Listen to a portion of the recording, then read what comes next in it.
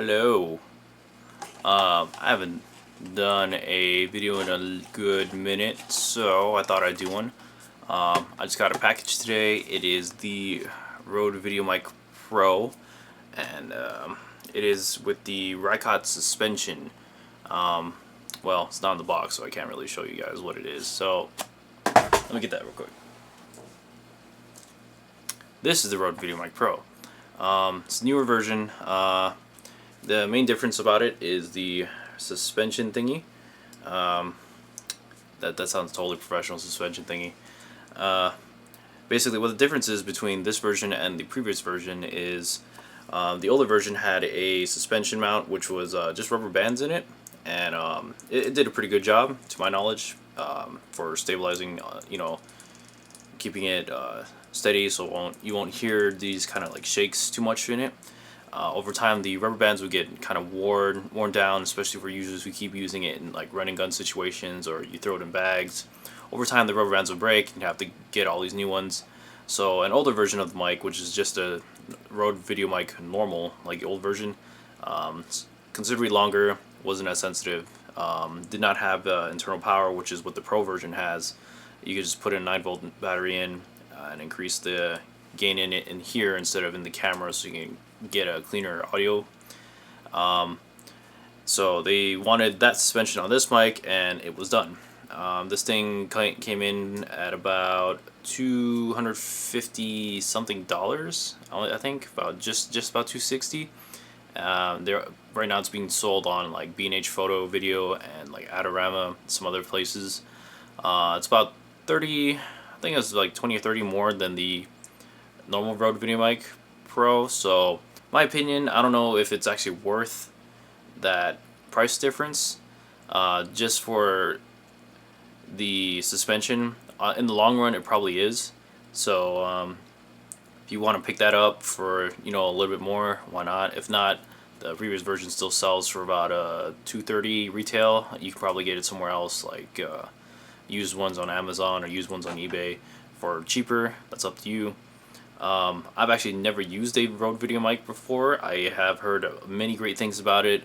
I've listened through a lot of reviews on YouTube and other sites, and they sound great. Right now I'm using a older Sennheiser ME-64 supercardioid mic, which is an XLR mic. That's being plugged into my camera with an iRig Pre, and basically you cable it around to the microphone jack on the inside. It's a bit of a hassle in a setup, which is the main reason why I bought this mic. I need something a little bit faster, a bit more convenient.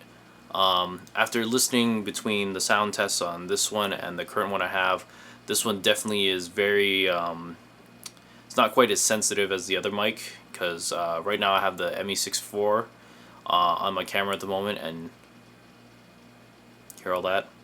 That is the sound from my computer and the air conditioning units outside. I'm sitting about 3 feet away from the camera, and it is picking everything up. You can actually probably hear a little bit of the echo in the room. I did a test with this Rode Videomic, and it's very on point. You could just aim it at somebody and it just picks up exactly what's in front of it. You don't really get all that extra in it. I do kind of like that sensitivity on that mic. You can get some extra pickup sounds from around you, but at times if you're just trying to focus on doing just straight speaking like this, this comes very in handy. You don't have to worry about any extra noise kind of flying into the scene or anything.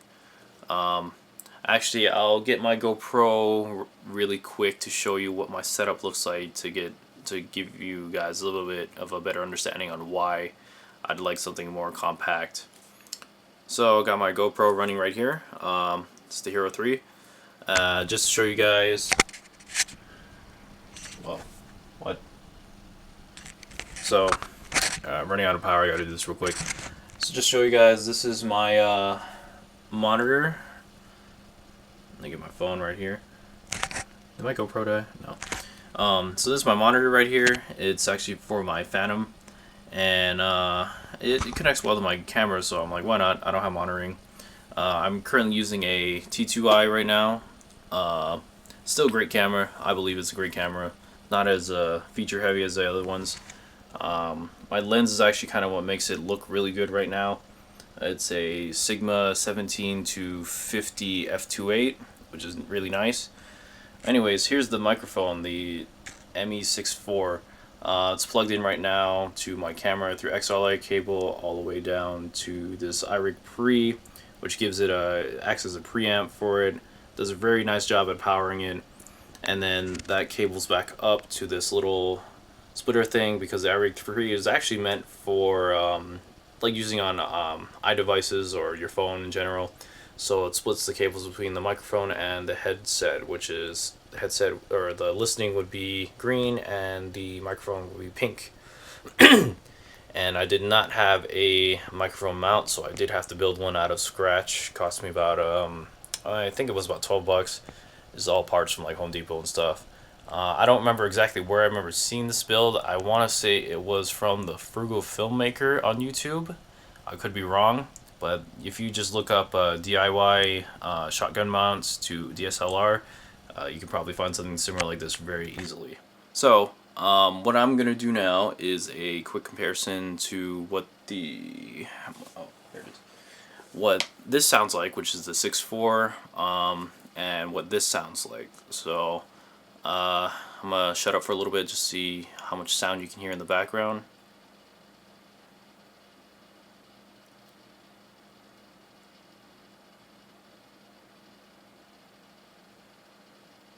Right now the air conditioning unit is off, and it is just my computer running. My side panel's off, so you can hear the fan kind of pumping out.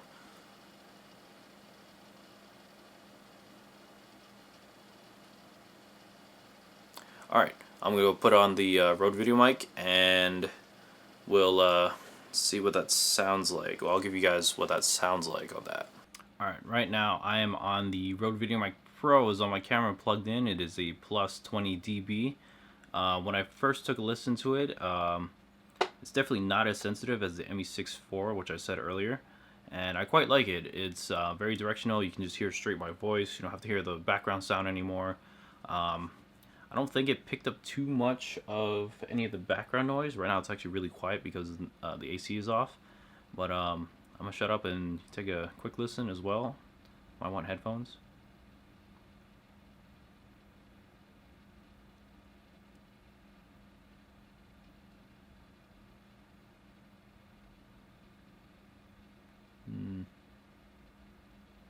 Yeah, so I quite like this video mic. Definitely makes my setup much easier, where you can, instead of having to put on instead of needing to put the mic into the holster thing to connect the XLR cable, which goes to the iRig Pre. I just took the battery out of it, the iRig Pre to these cables over here. It's much easier just to plug in and go. Definitely for the running gun. Again, it is about 200, I believe, 260, just short of 260 right now. So if you don't think the extra price, like the 20 or 30 extra for the mount is worth it, I would say just get the original. I really like this mic. This thing sounds great. I'm definitely going to use it, hopefully get to use it in future projects, or the very near future projects. Make everything much less of a hassle to set up and everything. So yeah, that's it for today. I'm hoping I can put out some of my own projects instead of having to just do work in the future, so I can just start putting up content and whatever. Definitely want to do like some short film kind of stuff, maybe some short documentary things. So maybe definitely stuff including my drone, which is over there, well, UAV. So yeah, thanks for watching. Hope you guys get to see me soon. Maybe not, I don't know. Not very good at planning things. So yeah, thanks for listening, thanks for watching, bye bye.